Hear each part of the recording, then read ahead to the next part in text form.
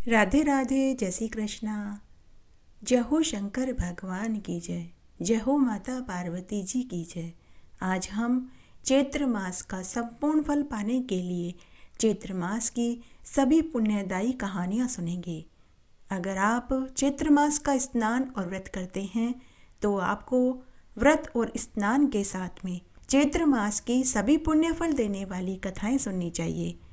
आइए अब हम चैत्र मास में सभी देवी देवताओं की पुण्यदायी कथाएं सुनते हैं। गणेश जी की कहानी। एक बार एक राजा था। वह शिकार खेल कर लौट रहा था, तब उसे उसका बहुत पुराना मित्र मिल गया। दोनों मित्र मिलकर बहुत खुश हुए। बहुत देर तक वे पुरानी बातें करते रहे। तब मित्र ने अपने राजा मित्र से कहा कि हे महाराज, मेरा घर यहीं पास में है। भोजन का समय भी हो गया है।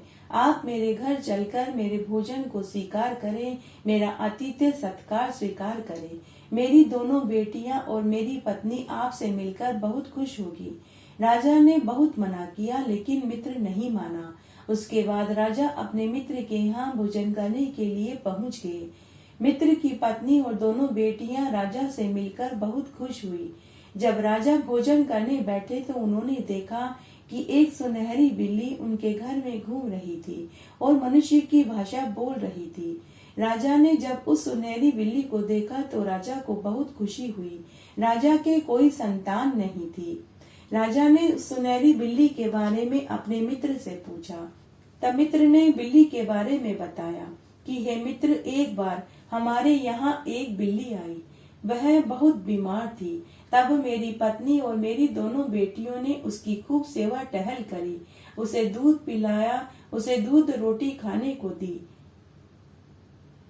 तब हमें मालूम नहीं था कि वह गर्भवती है। तब उस बिल्ली ने इस सुनहरी बिल्ली को जन्म दिया। जन्म देने के कुछ दिनों के बाद वह बिल्ली मर गई। अब इस सुनहरी बिल्ली की सेवा पानी मेरी पत्नी और मेरी दोनों बेटियां करने लगी। हमारे साथ रहते रहते ये हमारी जैसा बोलना भी सीख गई है। तब राजा ने कहा कि यह तो बड़ी ही प्यारी बिल्ली है, मुझे तुम कुछ दिनों के लिए दे दो। मित्र और उसकी पत्नी शायद दे भी देते, लेकिन मित्र की दोनों बेटियां नहीं मानी। उसके बाद राजा भोजन करके घर आया और उदास होकर बैठ गया। रानी ने राजा से उदासी का कारण पूछा तो राजा ने अपनी उदासी का कारण बता दिया। मित्र के यहाँ से आने के बाद राजा ने खाना पीना छूट गया। उन्हें नींद भी नहीं आती थी।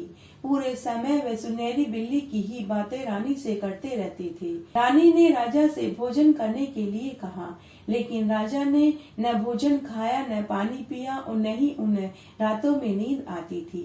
रानी को ये चिंता सताने लगी। तब एक दिन रानी राजा को बिना बताए ही उनके मित्र के घर पहुंच गई और उन्हें पूरी बात बताई और कुछ दिनों के लिए उनसे बिल्ली मांगने लगी। मित्र ने कुछ दिनों के लिए बिल्ली रानी को दे दी। रानी बिल्ली लेकर महल में आई। जैसे ही राजा ने सुनहरी बिल्ली को देखा तो वह बहुत खुश हुआ। अब राजा, रानी और सुनहरी बिल्ली खुशी खुशी रहने लगे। राजा रानी बिल्ली का खूब ध्यान रखते थे। तब एक दिन बिल्ली ने राजा रानी की बातें सुन ली। राजा रानी एक रात्रि में आपस में बातें कर रहे थे कि अगर हमारी सुनहरी बिल्ली चली गई तो हम कैसे जिएंगे। राजा ने कहा कि अगर वह चली गई तो मैं जीवित नहीं रह पाऊंगा। इस तरह राजा रानी बहुत रोए। बिल्ली भी उनकी बातें सुनकर उदास हो गई। दूसरे दिन बुधवार का दिन था। बिल्ली ने मनी मन निश्चय किया कि मैं राजा रानी के लिए गणेश जी से औलाद मांग कर के लाऊंगी। उसी समय बिल्ली भगवान गणेश जी के पास बैकुंठ में चली गई और गणेश जी से राजा रानी के लिए औलाद मांगने लगी। तब गणेश जी ने कहा कि हे बिल्ली, उनके भाग्य में विधाता ने औलाद का सुख ही नहीं लिखा है, तो फिर मैं कैसे उन्हें औलाद का सुख दे सकता हूँ। तब बिल्ली ने जिद पकड़ ली और बोली कि आपको मुझे भाई देना ही होगा, नहीं तो मैं आपकी सवारी चूहे को खा जाऊंगी। गणेश जी बिल्ली की बात सुनकर मुस्कुराने लगे। फिर गणेश जी भगवान ने बिल्ली को समझा बुझा कर वापस भेज दिया। बिल्ली वापस महल में आ गई। जब वह महल में आई तो उसने देखा कि रानी माँ भोजन बना रही थी। बिल्ली ने रानी माँ से आटा मांगा। रानी माँ पूछने लगी कि हे बेटी सुनहरी, तुम आटे का क्या करोगी? लेकिन बिल्ली कुछ नहीं बोली। उसने आटा लिया और आटे से एक छोटा सा बच्चा बनाया। आंखों की जगह उसने 2 बटन लगाए। फिर उसी रात्रि को वह फिर से गणेश जी के पास आटे का बच्चा लेकर पहुंच गई और गणेश जी से बोली कि हे गणेश जी भगवान, यह मेरा भाई है, आप इसका ध्यान रखना, मैं थोड़ी देर में आती हूँ। इस तरह बिल्ली वापस महल में आ गई। उधर आटे के बच्चे को गणेश जी की सवारी चूहे खा गए। 2 दिन बाद बिल्ली वापस गणेश जी के पास आई और अपना भाई मांगने लगी। वह बोली, हे गणेश जी भगवान, आपने मेरे भाई का ध्यान नहीं रखा, अब आपको ही मेरा भाई देना होगा। तब गणेश जी ने ध्यान लगा करके देखा कि बिल्ली जिस बच्चे को छोड़ करके गई थी वह आटे का बच्चा था और अब बिल्ली सचमुच का बच्चा मांग रही है। गणेश जी भगवान बिल्ली की समझदारी से खुश हो गए। उसी समय गणेश जी भगवान ने बिल्ली को एक नन्हा सा बालक दे दिया। बिल्ली भाई पाकर बहुत खुश हुई। भाई का हाथ पकड़कर उसे महल में लेकर आई और राजा रानी को देती हुई बोली कि यह बच्चा मैं आपसे गणेश जी भगवान से मांग कर के लाई हूँ। राजा रानी बच्चे को पाकर बहुत खुश हुए और बिल्ली को धन्यवाद देने लगे। रानी और राजा बोले कि हे बेटी, यह तुम्हारा भी घर है, तुम कभी भी यहाँ आ जा सकती हो। यह तुम्हारा भाई है, तुम्हें ही इसके राखी बांधनी होगी। फिर बहुत दुखी मन से राजा रानी अपने मित्र के घर सुनहरी बिल्ली को छोड़कर आ गए। हे गणेश जी भगवान, जैसे आपने राजा रानी को औलाद सुख दिया वैसे सबको देना। कहानी कहने वाले को, सुनने वाले को और हुक्कारा भरने वाले को। अत्यंत प्राचीन काल की बात है। एक नगर में एक बुढ़िया माई रहती थी। वह हनुमान जी महाराज की परम भक्त थी। वह हर प्रदोष का व्रत करती थी। उस बुढ़िया माई के एक पुत्र था। हनुमान जी की भक्त होने के कारण उसने अपने पुत्र का नाम मंगलिया रखा। वह प्रत्येक मंगलवार को हनुमान जी का व्रत रखती, भोग बना करके हनुमान जी के भोग लगाती। इसके अलावा वह बुढ़िया माई मंगलवार के दिन घर आंगन को न लीपती थी, न ही चूल्हे को लीपती थी। यह उसका नित्य का नियम था। इस प्रकार उसे व्रत रखते हुए अनेक बरस बीत गए। तब एक बार हनुमान जी महाराज ने सोचा कि इस बुढ़िया माई की परीक्षा लेनी चाहिए। तब हनुमान जी महाराज एक साधु का वेश बनाकर बुढ़िया की झोपड़ी के पास आए और आवाज लगाने लगे कि है कोई हनुमान का भक्त जो इस साधु की इच्छा को पूरी कर सके। बुढ़िया माई ने जब साधु की आवाज सुनी तो वह अपनी झोपड़ी से बाहर आई और बोली कि बोलिए साधु महाराज, आपको क्या काम है? साधु वेशधारी हनुमान जी बुढ़िया माई से बोले कि हे बुढ़िया माई, मैं कई दिनों से भूखा प्यासा हूँ, भोजन करना चाहता हूँ। तो बुढ़िया माई ने उन्हें भोजन की थाली लाकर दे दी। लेकिन वह साधु बोला कि बुढ़िया माई, मैं अपना भोजन स्वयं बनाता हूँ। तो बुढ़िया माई घर के भीतर से आटा, दाल, तेल, घी, गुड़, चीनी लाकर दे दी। तो साधु ने कहा कि बुढ़िया माई, इसे बनाऊं कैसे? तू ऐसा कर, तेरे घर आंगन को गाय के गोबर और पीली मिट्टी से लीप दे। बुढ़िया माई सोच में पड़ गई, क्योंकि उस दिन मंगलवार था, उसका व्रत था और वह मंगलवार के दिन घर आंगन और चूल्हे को नहीं लीपती थी। बुढ़िया माई ने साधु से हाथ जोड़कर प्रार्थना करी कि हे साधु महाराज, घर आंगन और चूल्हे को लीपने के अतिरिक्त आप जो भी काम कहेंगे मैं करने को तैयार हूँ। साधु वेश में हनुमान जी आए ही बुढ़िया माई की परीक्षा लेने थे। तो साधु महाराज ने बुढ़िया माई से कहा कि अरे बुढ़िया माई, तू वचन दे, ऐसा न हो तू बाद में फिर से मुकर जाए। तो बुढ़िया माई ने वचन दे दिया। तो साधु वेशधारी हनुमान जी ने बुढ़िया माई से कहा कि अगर तू घर आंगन और चूल्हे को नहीं लीपना चाहती तो तू अपने बेटे को बुला, मैं उसकी पीठ पर अग्नि जला कर के भोजन बनाऊंगा। यह सुनते ही बुढ़िया के पैरों के नीचे से धरती खिसक गई, सिर के ऊपर से आसमान गायब हो गया। मगर उसने वचन दे दिया था तो वह कुछ नहीं कर सकी। उसने भीतर से अपने पुत्र को आवाज लगाई कि हे मंगलिया, इधर आओ, साधु महाराज को तुमसे कोई काम है। ऐसा कहकर बुढ़िया माई भीतर जाने लगी। मंगलिया भागा भागा आया और साधु महाराज को प्रणाम करके बोला कि हे साधु महाराज, बताइए आपको मुझसे क्या काम है। बुढ़िया माई जैसे ही झोपड़ी के भीतर जाने लगी तो साधु रूप में हनुमान जी बुढ़िया माई से बोले कि अरे बुढ़िया माई, तू कहाँ चली? तू भी तो यहाँ रुक। तू अपने हाथ से अपने पुत्र को औंधा लेटा, इसके पीठ के ऊपर लकड़ियाँ जला, उसके बाद ही मैं भोजन बनाऊंगा। बुढ़िया माई ने दुखी मन से अपने पुत्र को औंधा लेटाया, उसकी पीठ पर लकड़ियाँ जलाई और लकड़ियाँ जलाकर दुखी मन से झोपड़ी के भीतर चली गई। साधु ने भोजन बनाया। भोजन बनाने के बाद साधु ने 3 थालियों में भोजन परोसा और फिर से बुढ़िया माई को आवाज लगाई। बुढ़िया माई रोती रोती झोंपड़ी से बाहर आई और पूछने लगी कि बताइए साधु महाराज, आपको क्या काम है। साधु रूप में हनुमान जी बुढ़िया माई से बोले कि बुढ़िया माई, मैंने भोजन बना लिया है, तू भी जीम ले और तेरे पुत्र को बुला, वो भी यह भोजन खाए। बुढ़िया माई ने कहा कि हे साधु महाराज, आप बड़ी ही विचित्र बात करते हैं।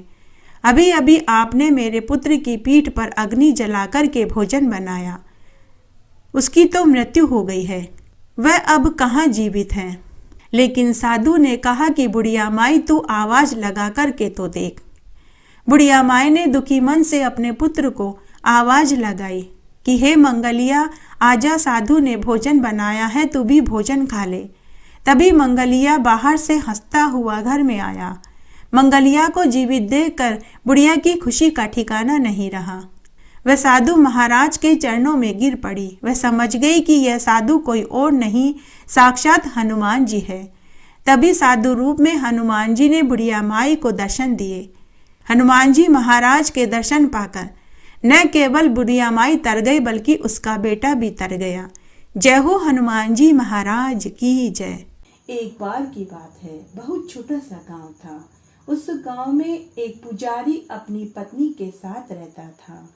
पुजारी का नाम सोमदत्त था, जबकि उसकी पत्नी का नाम सुशीला था। पुजारी माता लक्ष्मी व गणेश जी का परम भक्त था। उस गांव में एक मंदिर था। उस मंदिर में माता लक्ष्मी और गणेश जी की प्रतिमा थी।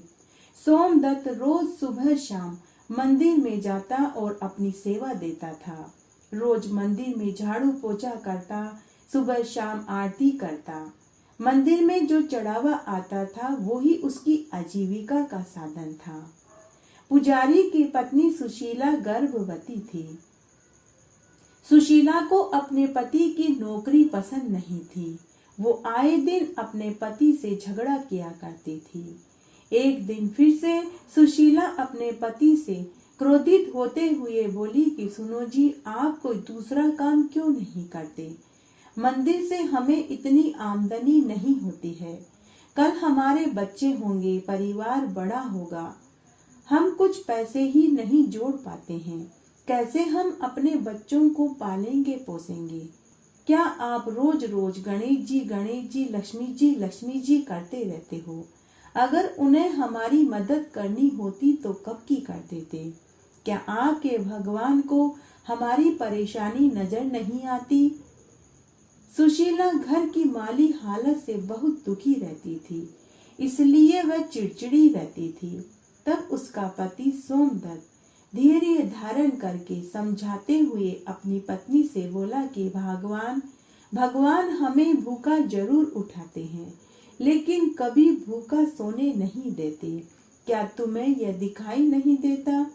भगवान के घर देर है अंधेर नहीं। किस्मत से ज्यादा और वक्त से पहले, आज से पहले न किसी को मिला है न मिलेगा। लेकिन मुझे माता लक्ष्मी और गणेश जी पर पूरा विश्वास है। एक न एक दिन उनकी कृपा हमारे ऊपर जरूर होगी। तुम भी विश्वास रखो। मुझे माता लक्ष्मी और गणेश जी पर पूरा भरोसा है। तब उसकी पत्नी बोली, लेकिन मुझे विश्वास नहीं है। इस तरह कई दिन निकल गए। तब एक दिन सोमदत्त मंदिर में अपनी सेवा दे रहा था। तभी वहां एक बुजुर्ग स्त्री और पुरुष वहां मंदिर में आए और बैठ गए। वे बड़े ही थके थके से लग रहे थे। तब पुजारी ने उनसे पूछा कि आप कौन हैं? पहले आपको इस गांव में कभी नहीं देखा। तब वह स्त्री और पुरुष पुजारी से बोले कि बेटा, हम बहुत दूर गांव से आए हैं, हमारे गांव में अकाल पड़ गया है, हम कई दिनों के भूखे प्यासे हैं। तब सोमदत्त बोला कि आप मेरे साथ मेरे घर चलिए और मेरे घर में जो भी रूखा सूखा है आप उसे खाइए। इस तरह सोमदत्त उन दोनों को लेकर घर आ गया। जब वह घर आया तो उसने देखा कि उसकी पत्नी को प्रसव पीड़ा हो रही थी।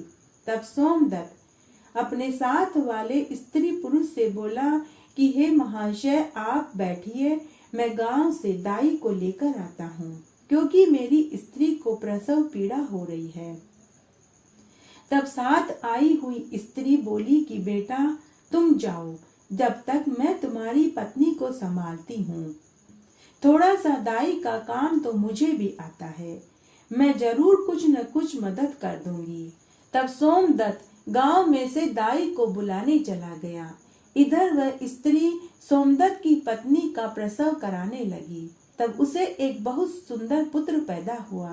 तब सुशीला उस स्त्री से पूछने लगी कि आप कौन हैं? साक्षात आप तो मेरे लिए भगवान बनकर आई हो, मैंने पहले आपको गांव में नहीं देखा। तब वह स्त्री पूरी बात बताने लगी। सुशीला ने उनका नाम पूछा तो वह बोली कि बेटी, मेरा नाम लक्ष्मी है और मेरे साथ जो ये पुरुष हैं ये मेरे भाई हैं और इनका नाम गणेश है। बात करते करते सुशीला को आंख लग गई। तब वे स्त्री पुरुष कोई और नहीं, साक्षात माता लक्ष्मी और गणेश जी थे। वे जाते जाते उनके घर में अन्न धन के भंडार भर गए और उनके घर की दहली को ठोकर मार गए तो उनका घर सुंदर महल में बदल गया। उसके बाद माता लक्ष्मी और गणेश जी अंतर्ध्यान हो गए। उधर सोमदत्त गांव में दाई के घर पहुंचा तो उसे पता चला कि दाई तो दूसरे गांव में प्रसव कराने गई हुई है। सोमदत्त घबराया भागता भागता वापस घर आया, लेकिन उसने देखा कि उसके पुराने घर की जगह एक बहुत सुंदर महल नुमा मकान था। वह आश्चर्य में पड़ गया। एक बार तो वह घर में घुसने से डरने लगा, लेकिन जैसे ही उसे अपनी पत्नी की याद आई तो वह घर में घुसा। उसने देखा कि उस घर में अन्न धन के भंडार भरे पड़े थे। उसकी पत्नी सो रही थी और उसके पास में एक नवजात शिशु लेटा हुआ था। सोमदत्त ने अपने साथ आए स्त्री पुरुष को पूरे घर में ढूंढा, लेकिन वो दोनों कहीं नहीं मिले। उसके बाद सोमदत्त अपनी पत्नी के पास आकर बैठ गया और अपनी पत्नी के जागने का इंतजार करने लगा। तब आधा एक घंटे के बाद सोमदत्त की पत्नी की आंख खुली तो वो भी अपना नया घर और घर में अन्न धन के भंडार देखकर चकित रह गई। सोमदत्त ने अपनी पत्नी से पूछा कि मेरे साथ जो स्त्री पुरुष आए थे वो कहाँ गए? तब सुशीला ने पूरी बात बताई। अपनी पत्नी की पूरी बात सुनने के बाद सोमदत्त को बड़ा आश्चर्य हुआ। सोमदत्त अपनी पत्नी से बोला कि भगवान वो स्त्री पुरुष और कोई नहीं, स्वयं माता लक्ष्मी और भगवान गणेश जी थे। उन्होंने ही हमें यह सब कुछ दिया है, यह सब कुछ उनके ही आशीर्वाद से हुआ है। तब सुशीला अपने पति से माफी मांगने लगी और बोली कि आप सही कहते थे कि सब्र का फल मीठा होता है, भगवान के घर देर है अंधेर नहीं।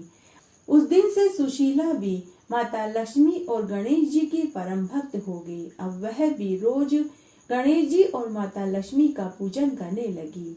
एक बार एक गांव में एक बुढ़िया माई अपने बेटा बहू के साथ रहती थी। बुढ़िया माई रोज पटवारी माता की पूजा किया करती थी, रोज घी का दीपक जलाती थी। एक दिन उसकी पड़ोसन ने बुढ़िया की बहू के कान भर दिए। पड़ोसन ने बुढ़िया की बहू से कहा कि अरे बहू, तेरी सास रोज रोज देसी घी का दीपक पटवारी माता के सामने जलाती है, इतना घी इस महंगाई में कहाँ से आएगा? तेरा तो सारा घर ही बर्बाद हो जाएगा। घी हम सबको खाने के लिए नहीं मिलता, तेरे बच्चों को घी खाने को नहीं मिलता और तेरी सास घी के दीपक जलाती फिरती है। तब बहू ने घी को ताले में रख दिया।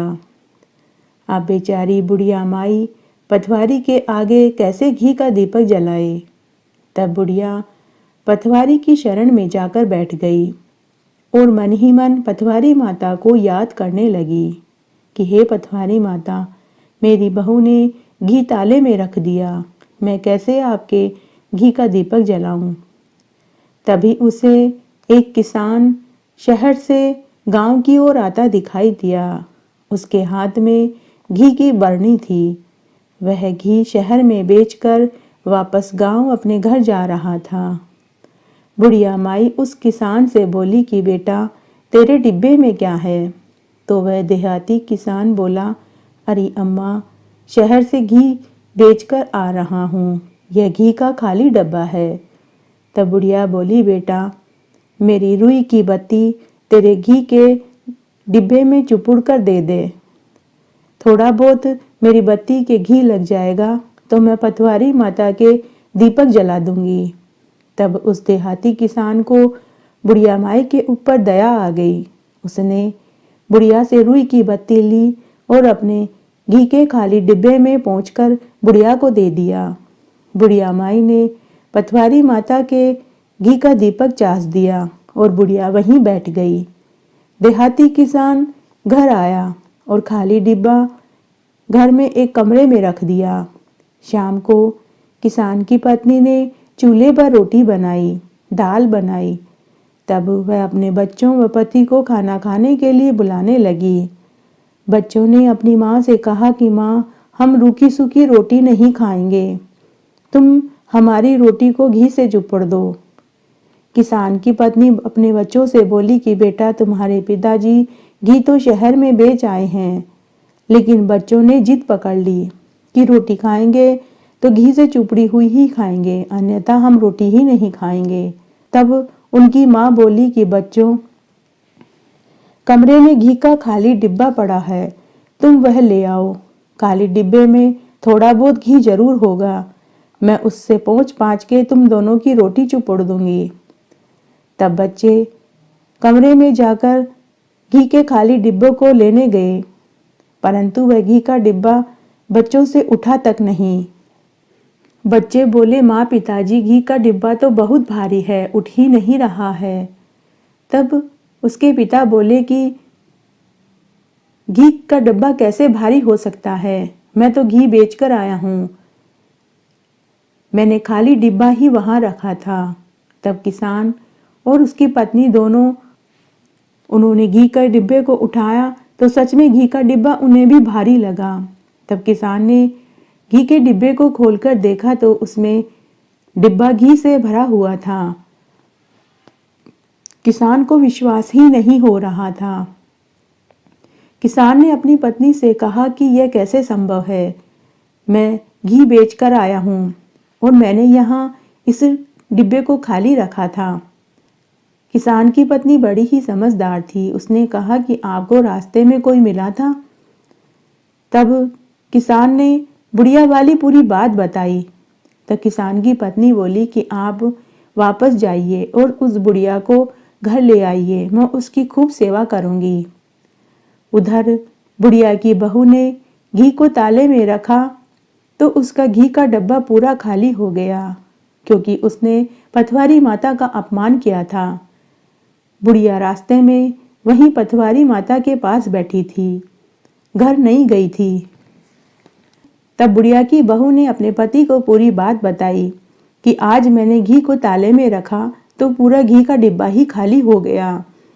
मैंने आपकी माँ को पटवारी माता के घी का दीपक जलाने से मना किया तो आपकी माँ भी नाराज होकर चली गई, अभी तक घर नहीं आई है। आप सासू माँ को घर लेकर आइए, अब मैं उन्हें कभी भी पटवारी माता के घी का दीपक जलाने से मना नहीं करूँगी। मैं तो पड़ोसन के बहकावे में आ गई। बेटा अपनी माँ को लेने के लिए पहुंचा। उधर वह किसान भी उस बुढ़िया माई को लेने के लिए पहुंच गया। देहाती किसान बोला कि यह मेरी माँ है। बुढ़िया का बेटा बोला, नहीं, ये मेरी माँ है। दोनों में लड़ाई बढ़ गई। दोनों ने बुढ़िया का एक एक हाथ पकड़ लिया। तब पटवारी माता की कृपा से वहां 2 माँ हो गई। एक असली माँ, वह अपने जन्म देने वाले बेटे के साथ चली गई। दूसरी उस बुढ़िया की छाया से बनी हुई माँ देहाती किसान के घर चली गई। हे पटवारी माता, जैसे किसान का घी का डिब्बा भरा वैसे सबका भरना, कहानी कहने वाले की, सुनने वाले की और हुकारा भरने वाले की। आज मैं आपको गाय माता की एक पौराणिक कहानी सुनाने जा रही हूँ। एक बार बहुत छोटा सा गांव था। उस गांव में एक नामी पैसे वाले सेठ सेठानी रहते थे।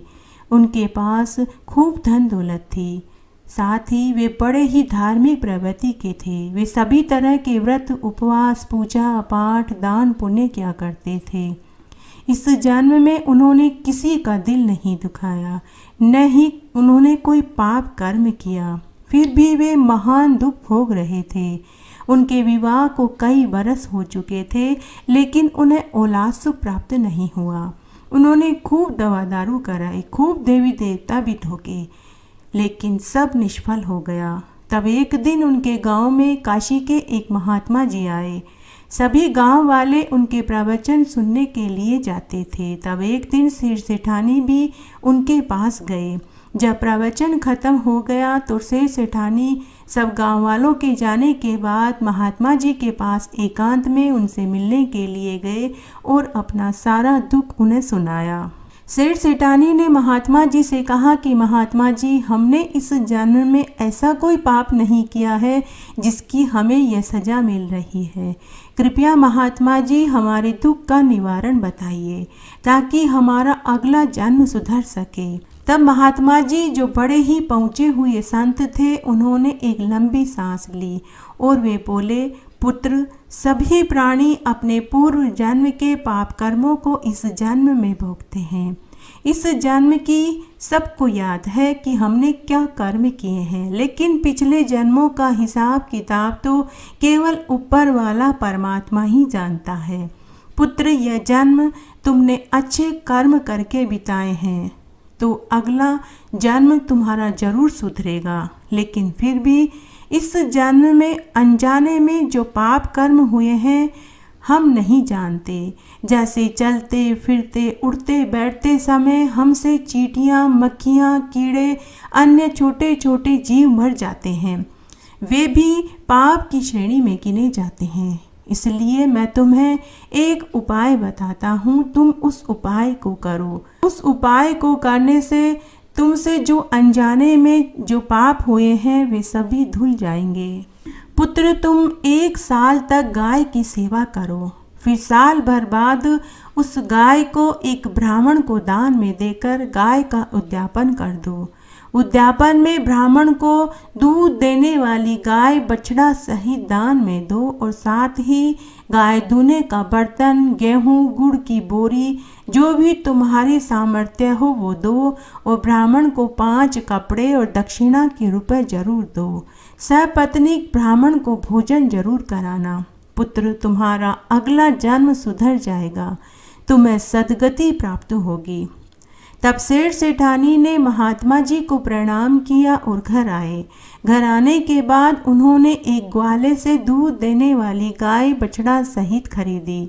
अब सेठ सेठानी दोनों ही गाय की सेवा करने लगे। रोज गाय को नहलाते, बाड़े की सफाई करते, हरा चारा खिलाते, गोबर पोठे उठाते और दूध दूने के लिए उन्होंने एक ग्वाले को भी लगाया। अब वे रोज गाय की सेवा करके अपना समय बिताने लगे। इस तरह साल भर बीत गया। साल भर बाद उन्होंने गाय का उद्यापन किया। एक योग्य ब्राह्मण को सपत्नीक भोजन पर घर बुलाया और उन्हें भोजन खिलाकर गाय व बछड़ा दान में दिया। साथ ही गुड़ और दलिए की बोरी दी और गाय के पहनने के चांदी सोने के गहने दिए। साथ ही दक्षिणा के रुपए दिए। ब्राह्मण और ब्राह्मणी के 5-5 कपड़े दिए। गाय का दूध निकालने का बर्तन दिया। जितना सामान वो दान में दे सकते थे उन्होंने खूब दान दिया। उस रात्रि को सेठ सेठानी को सुकून भरी नींद आई, जैसे उनके सिर से बहुत भारी बोझ उतर गया हो। समय इस तरह उनका फिर से गुजरने लगा। तब इसे संयोग ही कहें कि दोनों सेठ सेठानी की मृत्यु एक ही दिन हो गई। उन्हें लेने के लिए यमदूत आए। जब यम मार्ग में वैतरणी नदी आई तो उन्हें वैतरणी नदी पार कराने के लिए वही गाय आकर खड़ी हो गई। सेठ सेठानी ने गाय की पूंछ पकड़कर वैतरणी नदी पार करी। जब वे सेठ सेठानी धर्मराज जी की चौखट पर पहुँचे तो उनके कर्मों का लेखा जोखा बताने के लिए पुनः वही गाय आकर खड़ी हो गई। उस समय धर्मराज जी और चित्रगुप्त जी को भी महान आश्चर्य हुआ। सेठ सेठानी को धर्मराज जी ने देव विमान में बैठाकर बड़े ही आदर के साथ बैकुंठ में चिरकाल तक आनंद सुख भोगने के लिए भेज दिया। हे गाय माता, जैसे आपने सेठ सेठानी की हर जगह गवाही दी वैसे हमारी भी देना, कहने वाले की, सुनने वाले की और हुकारा भरने वाले की। घटती हो तो पूरी हो तो परवान चढ़े, भूले बिसरे नाम तेरे भंडार में भरे। एक बार एक बहुत छोटा सा गांव था। उस गांव में एक ब्राह्मण अपने बेटा बहू के साथ रहता था। बेटे की नई नई शादी हुई थी। ब्राह्मण हर एकादशी का व्रत करता था। जब उसकी पत्नी जीवित थी तो दोनों जोड़े से एकादशी का व्रत करते थे, लेकिन मरने के बाद ब्राह्मण ने एकादशी व्रत जारी रखा। तब एक दिन की बात है, ज्येष्ठ मास की निर्जला एकादशी आने वाली थी। तब ब्राह्मण ने अपने बेटे की बहू से कहा कि बहू, कल मेरा निर्जला एकादशी का व्रत है। जब मेरी तबीयत ठीक रहती थी तो मैं बिना अन्न जल के निर्जला एकादशी का व्रत करता था, लेकिन अब मेरी तबीयत इतनी ठीक नहीं रहती है, इसलिए मैं 2 बार चाय पी लूँगा और फलाहार और दूध ले लूँगा। तुम थोड़ा दूध ज़्यादा ले लेना। नई बहू बोली कि पिताजी, फल तो घर में नहीं है। तब ब्राह्मण बोला कि कोई बात नहीं, तुम मुझे दिन में 3-4 बार चाय बना करके दे देना। तब दूसरे दिन निर्जला एकादशी का दिन था। ब्राह्मण सुबह ब्रह्म मुहूर्त में उठा, स्नान आदि करने के बाद भगवान विष्णु और माता लक्ष्मी का पूजन किया और एकादशी व्रत का संकल्प लिया। फिर थोड़ी देर बाद उसने अपने बेटे की बहू से चाय मांगी। बहू चाय बनाने लगी। तभी उसकी पड़ोसन उससे बातें करने के लिए घर आ गई और आवाजें लगाने लगी। तब नई बहू ने पड़ोसन की बात का कोई जवाब नहीं दिया तो पड़ोसन अंदर आ गई और बोली कि बहू, तू आज क्या कर रही है? तब नई बहू ने कहा कि आज मेरे ससुर का निर्जला एकादशी का व्रत है, मैं उन्हीं के लिए चाय बना रही हूँ। इस तरह पड़ोसन पूरे दिन 4 बार आई तो हर बार बहू चाय बनाते हुए मिली। दूसरे दिन जब नई बहू पनघट पर पानी भरने के लिए गई तो उसी पड़ोसन ने कहा, अरे बहू, जब मैं कल तेरे पास 4 बार आई तो तू 4 बार चाय बना रही थी, कितनी बार तेरे ससुर चाय पीते हैं? तब बहू ने कहा कि मेरे ससुर एकादशी के दिन फलाहार करते हैं और चाय पीते हैं, लेकिन कल कोई फल घर में नहीं था तो मैंने उनको 4 बार चाय बना करके दी। तब पड़ोसन चिढ़ती हुई बोली कि तुम सारे दिन काम करती रहोगी तो बीमार पड़ जाओगी। ऐसा करो, जब दोबारा एकादशी का दिन आए तो व्रत करने से अपने ससुर को मना कर देना और चाय भी बना करके मत देना। बहू बड़ी ही सीधी थी, वह पड़ोसन की बातों में आ गई। इस तरह जब दोबारा एकादशी का दिन आया तो ससुर ने फिर से अपनी बहू से एकादशी के दिन चाय बनाने के लिए कहा, लेकिन बहू ने पहले से ही सोच रखा था। उसने कहा, पिताजी, मैं आपको बार बार चाय बना करके नहीं दूंगी, या तो आप एकादशी बेच दीजिए या फिर आप एकादशी का व्रत करना छोड़ दीजिए। तब ससुर बोला कि बहू, व्रत करना तो मैं नहीं छोड़ सकता। तब नई बहू बोली कि फिर आप एकादशी को बेच दीजिए। उस दिन ससुर बहुत उदास हो गया। वह अपना गमछा लेकर घर से निकल पड़ा। वह मनी मन सोचने लगा कि मैं एकादशी करना तो नहीं छोड़ सकता, अब तो दूसरा ही रास्ता समझ में आता है कि मुझे एकादशी बेच देनी चाहिए, परंतु मेरी एकादशी को खरीदेगा कौन? तब वह जोर जोर से गांव में गलियों में आवाज लगाने लगा कि कोई मेरी एकादशी खरीद लो, कोई मेरी एकादशी खरीद लो। इस तरह सुबह से दोपहर और दोपहर से शाम हो गई। तभी वह ब्राह्मण राजा के महल के सामने से गुजरा। राजा, रानी और दासी उस समय महल के झरोके में बैठे हुए थे। रानी बड़ी ही समझदार थी। तब रानी राजा से बोली कि हे राजन, यह ब्राह्मण जरूर किसी परेशानी में है जो एकादशी बेच रहा है। आप उस बुजुर्ग को महल में बुलवाइए, हम उसकी एकादशी खरीद लेते हैं। तब राजा ने दासी को भेजकर उस ब्राह्मण को महल में बुलवाया। तब राजा ने ब्राह्मण से पूछा कि अरे भाई, तुम एकादशी कितने में बेचोगे? तब राजा ने कहा कि हे ब्राह्मण, तराजू के एक पलड़े में मैं सोने चांदी हीरे मोती रख दूंगा, लेकिन तुम दूसरे पलड़े में क्या रखोगे? ऐसा करो, दूसरे पलड़े में तुम बैठ जाओ। तब वह ब्राह्मण बोला कि हे राजन, मुझे तराजू में बैठने की क्या जरूरत है, मेरा ये गमछा ही बहुत है। तब तराजू के एक पलड़े में बुजुर्ग का गमछा रख दिया तो दूसरे पलड़े में राजा ने सोने चांदी के सिक्के रखे, लेकिन गमछे वाला पलड़ा टस से मस तक नहीं हुआ। राजा ने अपने राजकोष का सारा सोना चांदी रुपया आदि रख दिया, लेकिन फिर भी गमछे वाला पलड़ा टस से मस नहीं हुआ। यह खबर पूरी नगरी में आग की तरह फैल गई। सभी दरबारी, मंत्री, पूरा गांव, पूरी प्रजा उस दृश्य को देखने के लिए राजा के महल में उमड़ पड़ी। जब उस ब्राह्मण के बेटे और बेटे की बहू को पता चला तो वे दोनों भी महल में पहुंच गए। जब उसने यह नज़ारा देखा तो उसे बहुत शर्मिंदगी हुई। उसने झट से अपने ससुर का गमछा उठा लिया और अपने ससुर से माफ़ी मांगते हुए बोली कि पिताजी मुझे माफ़ कर दीजिए, मैं तो पड़ोसन की सिखाई सीख में आ गई, भला एकादशी की भी कोई कीमत होती है। तब राजा रानी ने भी उस ब्राह्मण से माफ़ी मांगी और कहा कि ग्यारस माता की कोई कीमत नहीं होती, हमें माफ़ कर दीजिए। फिर उस राजा ने उस ब्राह्मण को खूब सारा धन देकर विदा किया। हे ग्यारस माता, जैसा सुख आपने उस बुजुर्ग को दिया वैसा सबको देना, कहानी कहने वाले को, सुनने वाले को और हुक्कारा भरने वाले को। इस तरह आज हमने चैत्र मास में सुनी जाने वाली प्रमुख पुण्य फल देने वाली कथाएं सुनी। आशा करती हूँ आपको इन कथाओं को सुनने का संपूर्ण फल प्राप्त होगा। अगर अभी तक आपने मेरे चैनल को सब्सक्राइब नहीं किया है या आप मेरे चैनल पर पहली बार आए हैं तो कृपया मेरे चैनल को सब्सक्राइब करें, बेल आइकन जरूर प्रेस करें ताकि मेरा आगे आने वाला वीडियो सबसे पहले आपको प्राप्त हो। मेरे साथ बने रहने के लिए आपका धन्यवाद। आगे आने वाली कथा कहानियों के लिए भी आप इसी तरह मेरे साथ बने रहें। धन्यवाद।